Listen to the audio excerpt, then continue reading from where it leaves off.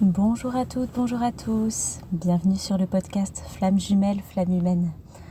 Alors je m'excuse d'avance si le son est moins bon que d'habitude, puisque je suis inspirée pour enregistrer ce podcast dans ma voiture, en revenant d'une balade après un week-end assez chamboulé au niveau des énergies. Et je voulais vous partager du coup ce que je ressens moi-même et ce que j'entends depuis quelques jours sur les énergies du moment et ce qu'on est amené à lâcher. Il faut le dire de manière assez radicale et assez violente. Et la première chose que j'ai observée, c'est une forme d'impuissance, un petit peu dans plein de domaines différents. Une impuissance face à la force de ce lien, au fait de vouloir pour certaines personnes en sortir et d'y être rattrapé. Une impuissance à vouloir continuer dans nos anciens schémas, notamment de se sacrifier pour l'autre, la fameuse posture du sauveur. Et ça peut être avec notre flamme jumelle de vouloir l'aider à sortir de ses difficultés, de ses mécanismes, mais du coup de vouloir trop contrôler sa vie ou lui proposer des solutions qui ne sont pas adaptées à lui ou à elle, puisque nous ne sommes pas de la même polarité. Et ce que je suis en train de vous décrire pour les flammes jumelles, vous pouvez l'observer aussi en ce moment dans plein d'autres relations. Et moi, c'est quelque chose que j'ai pu observer dans d'autres relations chez moi ce week-end. Et pourquoi du coup ce syndrome du sauveur si prégnant? Tout simplement parce que généralement quand on veut sauver quelqu'un, ça part d'une merveilleuse intention qui est une intention d'amour. On aime la personne qui est en face, et particulièrement quand ce sont des personnes très proches, on ne veut pas les perdre. Et en ce moment, la source nous invite à faire face à cette possibilité de perdre les gens qu'on aime. Pourquoi ? Parce que dans ce lien, on est poussé à aller choisir l'amour et non la peur.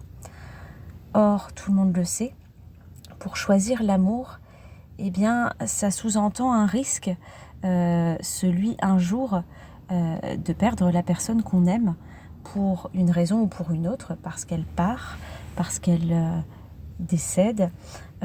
Et ces peurs, la peur d'avoir de la souffrance au moment où on perd cette personne, peut prendre des proportions jusqu'à refuser soit de s'engager envers l'autre, envers les gens qu'on aime, parce que on préfère souffrir de ne pas être en relation que de souffrir potentiellement de perdre la personne, et on ne s'offre pas la possibilité d'être tout simplement dans l'amour et de vivre de merveilleux moments.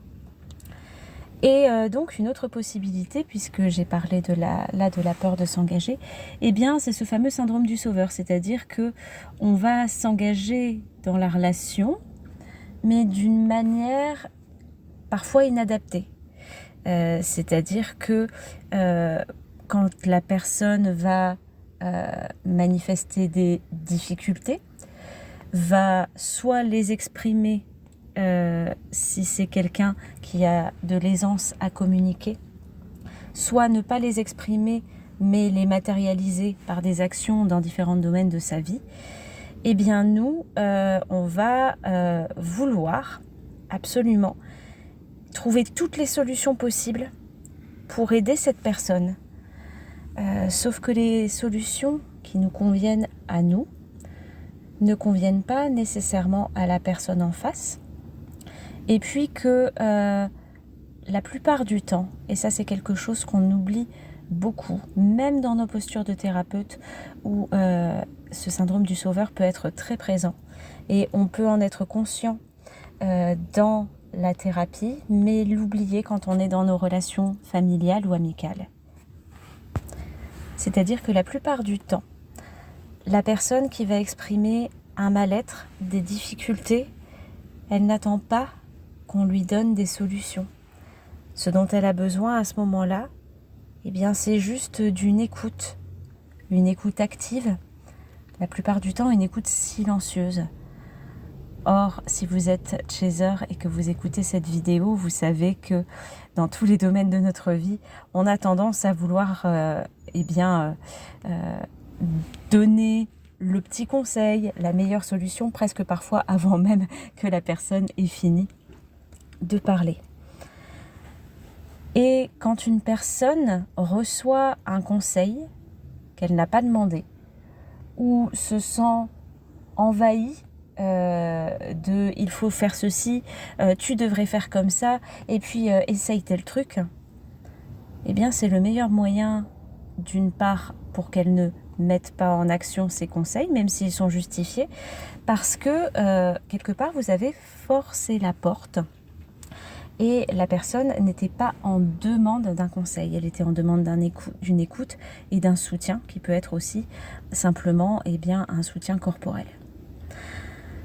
Voilà, donc je pense que c'est important de rappeler tout ça et en prenant conscience de ces mécanismes, je l'ai observé pour moi et je l'ai observé pour les personnes autour de moi, eh bien on fait face à ce sentiment d'être impuissant pour aider les autres.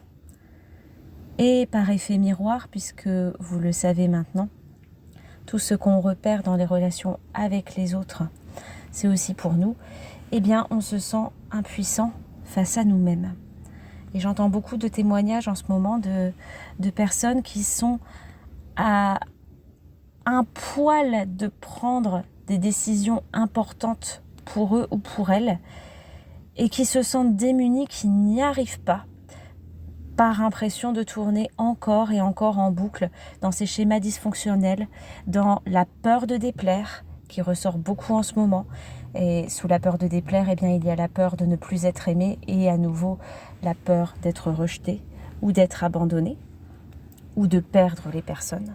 Vous voyez comme tout est relié. Ça peut être des personnes qui doivent faire le pas d'un déménagement, d'un nouveau projet professionnel et qui, comme parfois elles envahissent les autres à donner des conseils, se laissent aussi, en effet miroir, envahir de conseils tu devrais faire ci, tu devrais faire ça, mais non n'importe quoi, tu dois pas aller par là parce que... Et bien évidemment, du coup, se sentir impuissante face à ce choix qui venait du cœur et qui vient d'être cassé par les idées ou le point de vue des autres. Alors, ce que je vous invite à faire dans cette période charnière et cette période où les énergies nous poussent aux fesses, il faut le dire, pour lâcher tous ces schémas dysfonctionnels, eh bien déjà, quand vous prenez conscience de ça, ça va paraître bête comme chose que je vous dis, mais de respirer pour pouvoir faire circuler les énergies, y compris les énergies qui étaient bloquées, et laisser sortir les émotions qui sont associées à ça. Parce que quand le trop-plein d'émotions est sorti, et vous le savez tous pour l'avoir vécu, on a l'esprit beaucoup plus clair pour voir les choses sous un autre angle, d'un autre œil, et prendre des décisions plus adaptées à nous.